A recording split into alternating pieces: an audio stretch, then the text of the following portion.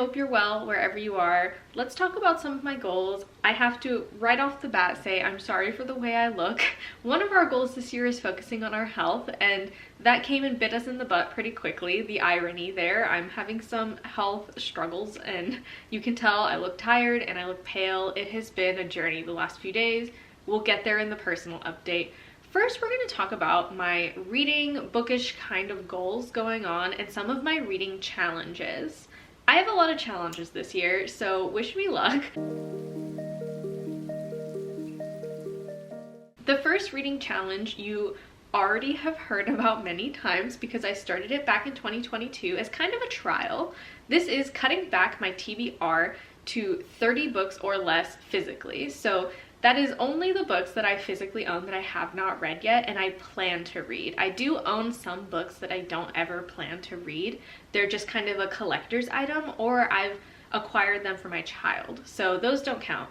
Additionally, I've added some of my e-TBR, so audiobooks and ebooks that I own, to my overall number for the year.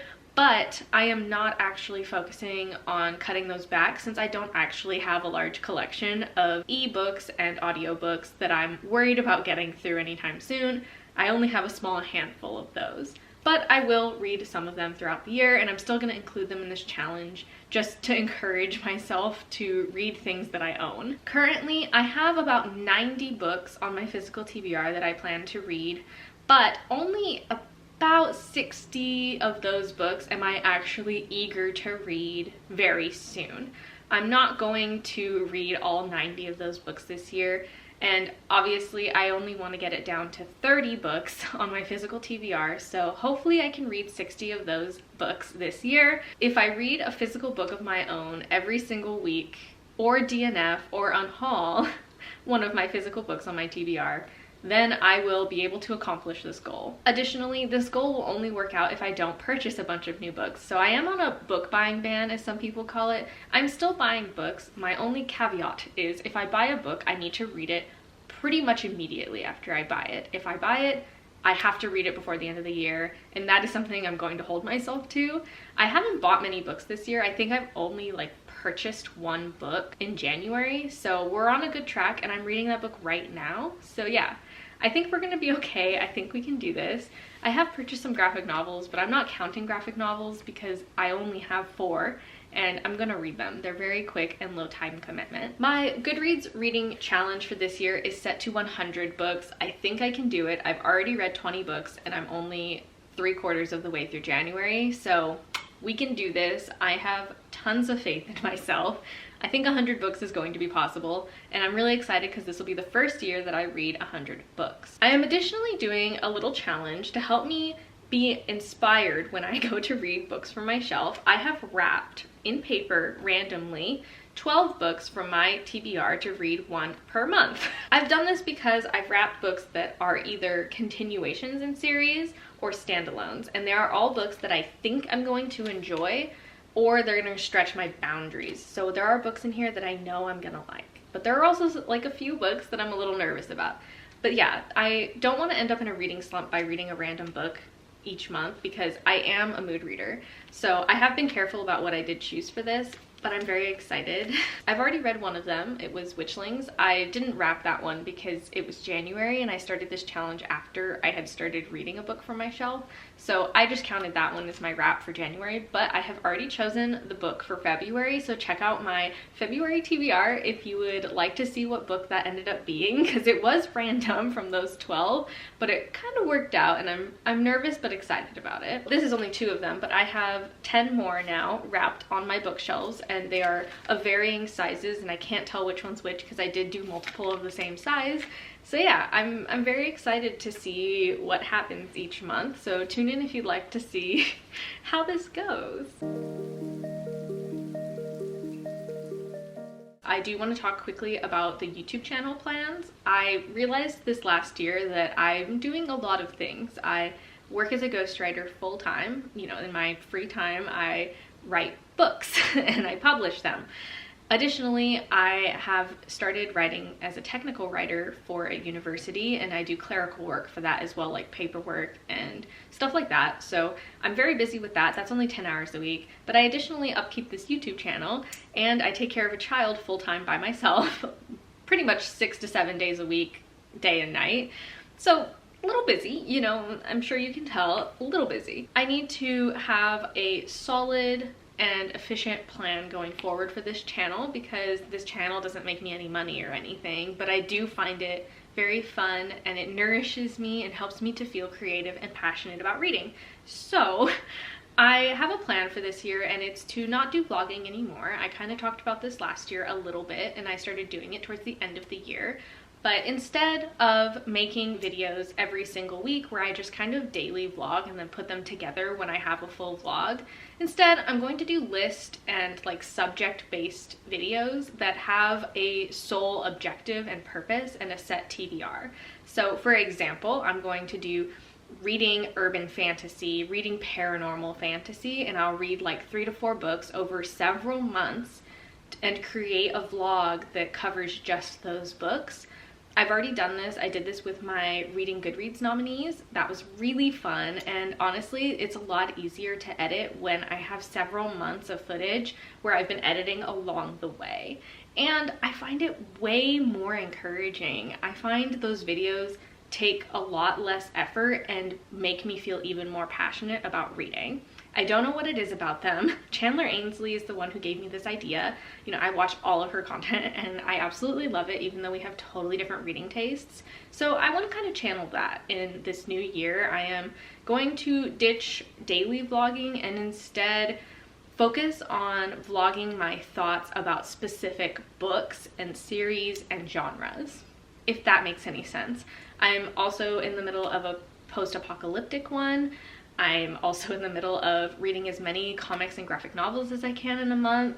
These list style videos may seem like a lot more work, but they're really not, and it helps me read more. I've already read 20 books in January by doing this video style, when originally I was struggling to get even a book or 2 in a week. So yeah, halfway through January, I already read 20 books. That's pretty wild to me. I know I prefer videos with more structure and a single objective, so I hope you enjoy them too, and you'll get to see a lot more book reviews. This is gonna bleed a little bit into how I'm journaling. I do have Cawpile that I use, which is by G over at Book Roast. She created this kind of spreadsheet to track your reading and help you have a rating system that balances objectiveness with subjectiveness. So it helps me separate my personal enjoyment of something from what I know is generally the standard for readers. I love it. It helps me balance out my ratings, and that's what I'm going to use again this year. The 2023 Cawpile sheet just got released and it's absolutely beautiful. I'm super excited about it. This year, G really stepped it up with the design and all of the things that it offers. Many new features this year, and I'm in love with all of them. I love it. So thank you to G. Go check her out if you haven't already, because stunning. Another thing I guess related to G that is also like a readathon announcement is that G is now hosting the Adventure in Aldea. This is in addition to the Aurelium once a year kind of readathon that's going on. It's monthly. You have to read 1 book a month following this little map. I'll put the map up here. It's not very complicated, but it's only 1 book a month, so you know, I'm not going to make a video for the whole year about it, but yeah, sprinkled throughout the year I will be reading books according to this little readathon. They're really easy challenges, so very excited about that. For January, I already read Witchlings, which I'm counting for starting a new series because it is the first in 2 books so far. Next, we're going to lead into journaling, but we're going to keep it tied to reading here for a second. I have a reading journal that my best friend from the East Coast got me. It's so convenient because I plan to read 100 books this year, as I mentioned, and there is exactly space for 100 reviews for books in here. I can review all 100 books that I finished this year for my goal, and when I finish this journal, I have completed my goal for the year. It's super cute. It's super fun. I'm not a huge fan of the lists in here. There are like TBR recommendations. I don't like those because they're all like classics and stuff. I would just rather read my own books, so I've just kind of blocked those pages off with paper clips.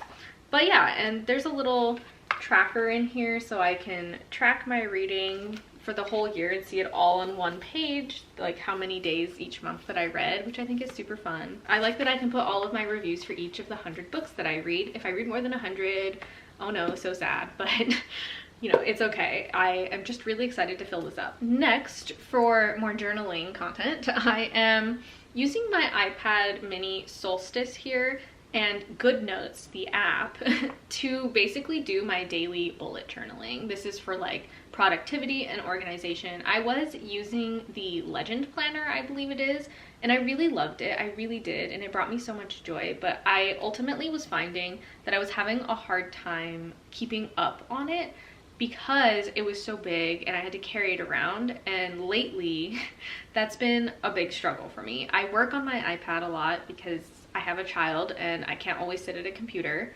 and I really like the size of this, so I got GoodNotes and purchased the Amanda Rach Lee 2023 Doodle Planner Digital, and I'm in love with it. It's exactly like the Legend Planner, but it's all digital, so I don't have to carry around different colored pens and highlighters and paper and washi tape and stickers. You know, it's all digital. I can even just copy and paste pictures into it. Like if I watched a movie, I can plop it on the daily journal page. It's really convenient, and I'm finding that it is way more efficient than physical journaling. I will obviously get back to physical journaling when I can. Just right now my life doesn't accommodate that passion of mine, and that's okay. We're gonna live. Daily journaling for work tasks and my ghostwriting job and house chores and stuff like that is all in here. Additionally, I use TickTick, which is a to-do list app. Absolutely love it. I pay for the full version, and I love it for the habit tracking and all of that. It sparks joy. I love the interface and I love the way that it works. I use that in tangent with GoodNotes. On my phone, I use Finch. It's this adorable little app with a bird. It's for mental health stuff. I think it's super sweet. I use it to just kind of check in, and I just kind of use it as a game at this point to like design the house and talk to my little bird. I don't use that as much as I used to, but it does really make me feel happy, so I do continue to use it on a daily basis. Okay, next, it's gonna get a little personal, but you know, I am very open with the fact that I, you know, have been seeing a therapist for a few years, and I struggle a lot with some mental health things that are going on. I don't talk about them, but I do struggle with them, and I am open about, you know, my journey. And I am not doing therapy this year, actually. I have seen my therapist for the last time a few weeks ago, and I need to replace that part of my routine. Since I'm not seeing my therapist anymore, I need somewhere to have a conversation with myself, essentially. And I found that journaling is doing that for me. This is my diary or journal or whatever you want to call it. I basically write down anything and everything that passes my mind and anything that I need to do some preliminary thinking on before I take it to a friend or my husband. I find that I have the type of brain where I need to dump everything. If I leave anything simmering in here, I can't get past it. And I don't know what that's about, but negative, positive, true or false, I have to dump some of my thoughts. And I don't want to dump them on other people because I don't think that's fair, and they can just have thoughts and they just continue on. Mine don't. I have to have a thought and dump it out somehow. And I've really found some relief in journaling. Once I have a thought and I write it on this page, it disappears. It's like it never existed. It's very strange. I don't know why it works for me, but it does. Tell me you're neurospicy without telling me you're neurospicy. Anyways, I've been using this to write down all of my negative and positive thoughts and intrusive thoughts and dreams and all of that, just dumping literally everything. I'm already like a quarter of the way through this and it's only January, so I'm gonna have to get a thicker journal at some point. But I'm really loving this. I think the cover is very appropriate for something that's supposed to expel my negativity and memory keep for me. It's a little black cat and I think that's so sweet. Next, I also have this little memory keeping journal. I do one line a day where I write a sentence or two about my day. I just summarize it in as short terms as possible. I find that I really enjoy going back and looking through this. This is an Archer and Olive blackout journal, and it's really tiny, which I also like. I find that it helps ground me at the end of each day or the next morning to recall everything that happened in a day and just kind of keep track of it in here. It helps me see the broader picture of my life and where I'm going. And looking back through it is really nice because it's positive or negative, I write something and it gives me a good idea of where I was at that time, even if it's super short and really hard to understand, you know, years from now. I still think it's really good for me in the moment and it's fun to look back on. So yeah, this is my daily line a day journal. It's a blackout and I use like a white gel pen. I don't know, I really love this, and you know, every time I stop doing it, I'm really sad because I look back and it just stops and I wanted to keep reading. So that is all the journaling I am doing. I just have a reading journal, a line a day, my diary, and then my bullet journal on my iPad, and then a to-do list app. So that's all the journaling that I do right now. I don't get to do as much journaling as I would like to do. I really do prefer physical journaling, but these other methods have been really efficient and really effective for me, at least so far in the last 6 months. And I'm still refining it, but yeah, I'm very happy with it.